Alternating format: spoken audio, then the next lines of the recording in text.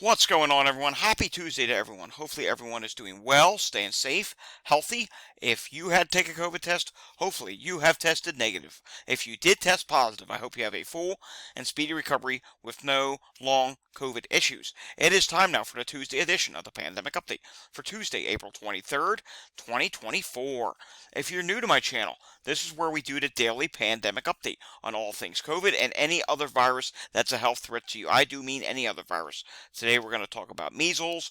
We're going to take a look at some wastewater, where we will see several different viruses in wastewater around the United States. So if it's a health threat to you, chances are we talk about it. So if you're new, subscribe to the channel down below. It helps keep you safe and informed. Like the content, give it a thumbs up, and share this video with anyone you know. And of course, if you have any comments, leave them down below. I'm sure you will have some comments about things that you will see today. Our first story for today is about the alarming rise in Americans with long COVID. We've mentioned this several times over the last few months, and it continues to be the theme. CDC data shows nearly 18 million people could be living with long COVID, even as health agencies relax isolation recommendations. Now, I get it. This is an old article, but why am I mentioning this? Because it's something that needs to get attention. It needs more attention. We do not see enough attention put out there about this, and it's something that I'm going to be reverting back to again and again. In just a few moments, we're going to look at the website. We're going to look at some old studies that, they've been around for a while. And I want to raise awareness because, we gain followers here on the channel. And maybe there's something you haven't seen in the past that we reported on, and maybe you didn't know. Wow, I didn't know COVID could do such and such. Yeah, it can. It can cause long-term issues. And almost 6.8% of American adults are currently experiencing long COVID. We haven't talked about long COVID in a few days. It's been a while since we've had a whole segment on long COVID, and it's time we do that again. But let's take a left turn first. I'm going to read a headline here. Mother of Chicago child with measles. It was one of the scarier moments of my life. Yeah, we've been talking about measles a lot lately. At times it looked like it was slowing down. Right now it looks like it's still out there, it's still spreading, and it's not slowing down. Just yesterday, West Virginia confirmed their first case in many, many years. So this is something that is rather serious, and as you can see here, as the headline reads, a mother said it was one of the scarier moments of her life. If you want to read the full story, I did just tweet this out moments ago. All right, Cuba. Yes, we have to take another left turn. Cuba is starting a campaign for the polio vaccination. Yes, they want to stay on top of it. It's time, during the start of the pandemic. I hate using that word during, but back in 2020, maybe that's a better way of putting it. And even in 2022, 2020, 2021, and 2022. There were a lot of people that were missing their childhood vaccinations because they were afraid to go out and get them, or because of how politicized the COVID vaccination got. To this day, there are still people that are missing other important vaccinations as well, and Cuba is starting up a vaccination campaign for polio. Quite frankly, I think we need more places that starts putting that emphasis on, hey, you need to get your childhood vaccinations in your child. Because guess what? These other viruses, they're resurfacing because people are not going out to get the proper vaccination. And plus, another issue, COVID weakens the immune system. That could also be helping to spread some of these other viruses. All right, if you have not seen my site before, I guarantee some people who click on here, who have never seen my videos before, have not seen my site. It's called datareport.info. Yes, there are ads on the site. It helps keep the site going. Well, it doesn't do much of anything, actually, but the point is we have various different sections on the site. And a very important one, which I think may almost be the most important one, which I hope people use as a resource to educate themselves with what's going on. Maybe it is you're going to go to a doctor's appointment. You had a case of COVID. You have something going on. And maybe you want to have some research ahead of time so you can present it to the doctor saying, hey, I've been having such and such issues on my lungs and I had a case of COVID. I went online, did some research for some studies, and I saw that, hey, this could be because I had COVID. Well, you can actually go to my website, datareport.info, and click on COVID's effects on the lungs. That'll bring up studies that we have archived, and it's just a few of them. There's way more out there from the past, which we have not archived yet. One of these days, maybe today, I got time today. Maybe today I will work on adding some of the past studies that, came out before my website started. Well, you can click on the various different studies. 1 in 4 COVID survivors, did you know this? 1 in 4 COVID survivors had impaired lung function 1 year on, study shows. So as time went on, a year later, they still had lung issues. Post-COVID-19 CAT scans show lung abnormalities persist 2 years later. Yeah, this just shows you. You're having long-term issues. Think back. Hey, I had a case of COVID. It could be because I had COVID. I see so many people that tell me, yeah, I had the COVID about 2 years ago or a year ago. Man, I'm just always so out of breath. Hello, here's your COVID case. Here's you being out of breath. Doing. Link. You can link both of them together. It really does happen. Hey, COVID can cause long-term damage to the lungs, brain, and kidneys, study finds. That's just COVID's effects on the lungs. COVID has an effect on the heart. COVID has an effect on the brain. That's one that that's one that's really eye-popping because, well, let's click on it. I mean, there's a lot of different things it can do. It can lower the IQ. It can cause brain damage. It can increase Alzheimer's, acceleration. So here's something really interesting. Say someone was at the early stages of Alzheimer's. They then had a case of COVID. There's a chance it could accelerate that. So they could have been in the early stages. One case of COVID could put them in the longer stages, where they're really starting to forget things. Say a grandson comes to visit a grandfather. Hi, Nestor, right? Nestor. No, no, it's Jimmy. It's your grandson. Oh, yeah. I'm not trying to be funny here. It's sad. It happens. I've witnessed it. Trust me, I have witnessed what happens with people who get into longer stages of Alzheimer's, and I cannot imagine those who work with Alzheimer's patients right now, what they're going through with people who just had COVID and now the Alzheimer's have accelerated. It is so sad. Remember, for those who don't know my background, I took care of my grandmother for over 4 years, back in the early 2010 frame to about, I think it was 2014. I watched her in the early stages accelerate to the long-term stages. At the end, it gets so bad they can forget how to breathe. COVID can accelerate that 4-year process. If COVID had existed then and she caught COVID, it could have gone down to maybe a year or just 2 years. Yeah, it's sad what can happen.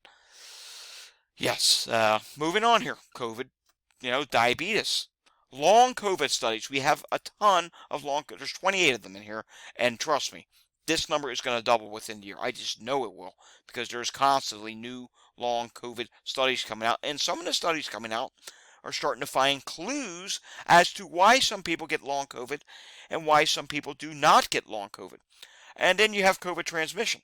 Just yesterday, if you saw yesterday's pandemic update, we talked about COVID in retail stores. Now, they're talking about, you go to a department store, you go to like a TJ Maxx or something like that, but, it happens in grocery stores.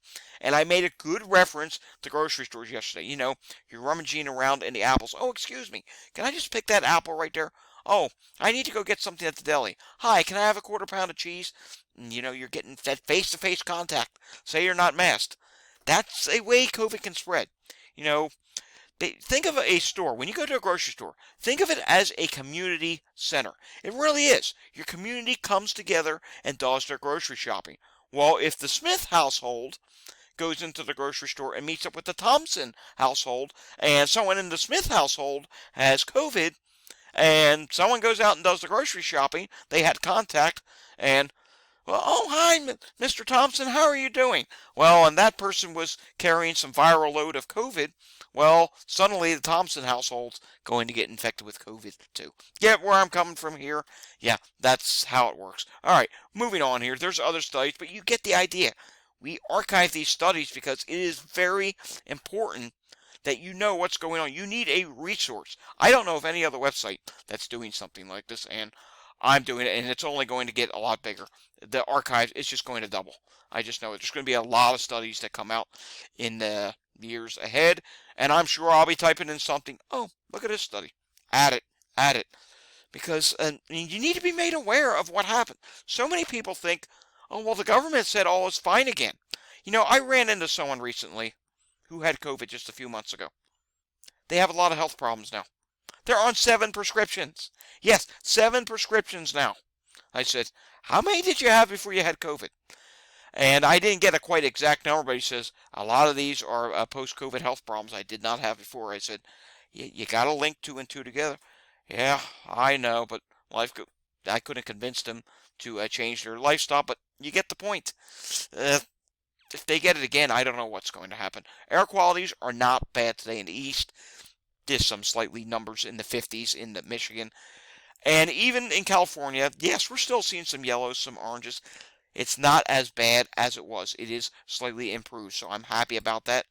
Some slightly bad air qualities in Florida. It's just a couple sites here. Don't know what the deal is with that. Moving on. Philadelphia had a much busier EMS day yesterday. Remember, Sunday was below 600. I can't remember the last time that happened. I think it may have been either pre-pandemic or when the vaccine first came out. 758 yesterday, and I tell you what, I've listened a couple times today to the North Medic Band, and I'll be listening to it again after I'm done recording here. Today's setting, I can't speak for South Philadelphia and Central Philadelphia, but today's setting up to be another high day. There were a ton of calls this morning in the northeast section of Philadelphia, so that's going to go up. And let's see what's going on in Montgomery County. Yeah, quite a few calls right now, 12. Chester County has had a slew of sick person calls. Not 1, not 2, not 3, not 4, not 5, but 6 active sick person calls right now. What could that be all about? Well, sometimes that is the miscellaneous call, like if someone has cancer, someone's dealing with a long-term illness, it comes across as a sick person, but I wish I was listening to dispatch to find out what that actually was all about, to hear what the actual call was, the details, and let's refresh to see if that's still ongoing. Yeah, it is. It's still ongoing, and we even see Valley Township, Chester County, PA, cardiac arrest. That's not a good thing. All right, Walgreens this week. The positivity rate is 13%. Again, this does not mean a lot. It's really a small dose of testing. 4,488 tests versus 4,875. Colorado this week did do higher testing. 16.1% positivity rate versus 12%. That went up 4.1%. And we can clearly see here that is actually starting to go up. And total test, 112 versus 92. Let's go over to Colorado for just a second. And we see that last week their cases actually dropped. So again, I'm not terribly concerned about this. We should get an update from them this week. Let's refresh. Did that update actually come in today? I don't think it did. And let's see here. Now, their cases, no, that's the same number from last week. Let's do another state. Let's do a green state, shall we? Missouri, 11.1% positivity rate. The prior week was 14.9%. Difference of down 3.8%. And testing's down as well, 90 versus 94. But we're not going to concern ourselves with any more Walgreens today. I do want to take a look at some wastewater sites. Let's go up to New England, shall we? Let's take a look at what is going on in Montpelier, Vermont. This is the capital region. We can see they are having a slight increase at this time. We should also look at Burlington, shouldn't we? Yes, total eclipse. Let's see if that had any effect there. And we can see here, Montpelier, just an ever so slight rise for COVID. It is medium. RSV is dropping at this time. Influenza A is seeing quite the rise. Don't know what that's about. There are several wastewater sites scattered across the United States where influenza A is starting to rise again. I would like to find out just what is going on with that. I have a suspicion. I'm not going to mention it just for now. Maybe later in the week I will suggest what it could be. But this is Vermont, so it's not what I'm thinking it might be. But who knows? We're going to have to be doing some research on that one. HMPV, it was dropping. Now the recent update, a little bit of a rise again. I don't know what that's all about. Norovirus, wow. Really high levels of norovirus here, and it is being stubborn and just not dropping. And coming down here to hepatitis A, not much of an issue. Some detections of Mpox. And let's check Burlington real quickly, because this was part of the solar eclipse. South Burlington, not seeing much in the way of rise for COVID. RSV is seeing a slight rise. You know what? Maybe the eclipse is why influenza is rising once again in Vermont. I don't know. Influenza A is dropping at Burlington, though, at least in South Burlington, unlike what we just saw over there in Montpelier. Influenza B is dropping, HMPV is dropping, norovirus is still high, still above 100 pathogens, and it is dropping at this, which is good to see. Sorry, had to clear my throat there. You know, the congestion. Hey, that's a part of long COVID too. You can get congestion issues that flare up. I'm telling you, it can be bad. I just saw I heard the story about a local news anchor on Sunday morning that had a coughing fit so bad the meteorologist had to step in and finish the news story that they were reading. All right, let's be fair. Let's go out west. Let's see what's going on in Salt Lake City. And in Salt Lake City at this time, COVID levels are flat. RSV is medium. It's rising ever so slightly. Influenza A is flat. Influenza B flat at this time. Norovirus, it's in the medium. HMPV, not much of an issue. And Mpox, no issues. And hepatitis A at this time is just a few detections. And let's just do one more wastewater site. Then we do have 2 states to take a look at. So let's see what is going on in Oakland, California, shall we? And in Oakland, we find low levels of COVID, low RSV, influenza A. You know, it's starting to slightly rise, not that much. Influenza B is low at this time. HMPV, not much of an issue. And we can see your hepatitis A, not much of an issue either. Mpox is not an issue at this time either. All right, taking a look at some quick CDC data, we can see here hospital admissions in the past week 6,400, dropped by 13.8%.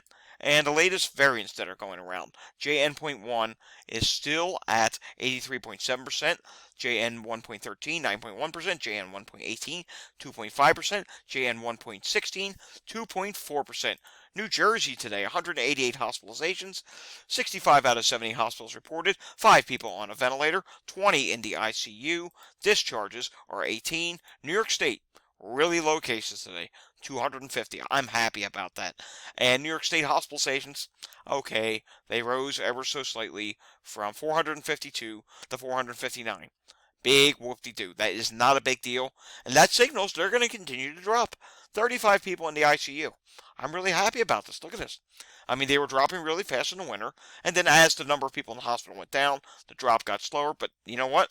It is still dropping. This is very good news. I think we can get below 400 in New York State before the next wave sets in, which would be the lowest level since when? Let's go back and take a look.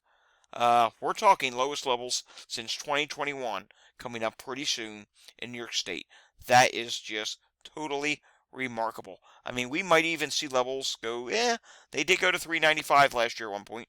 I think they're going to go lower than that this year. We'll see. Fingers crossed. Alrighty, folks, that does it for today's pandemic update. If you're new to the channel, subscribe down below. I guarantee you just learned a lot of things you did not know that COVID is capable of doing, such as causing all those issues that we discussed that are on my site. My site, again, datareport.info. I will continue archiving links to studies and other stuff as time goes on. If you like this video, thumbs up, subscribe, share this with anyone you know, and if you have a comment on anything you learned today, saw, maybe you have a suggestion, something I should be doing different, something that should be different on the website, leave a comment down below. I will see you all again next time. Until I see you again next time, stay safe, everyone. Have a fantastic Tuesday afternoon, and thanks for watching.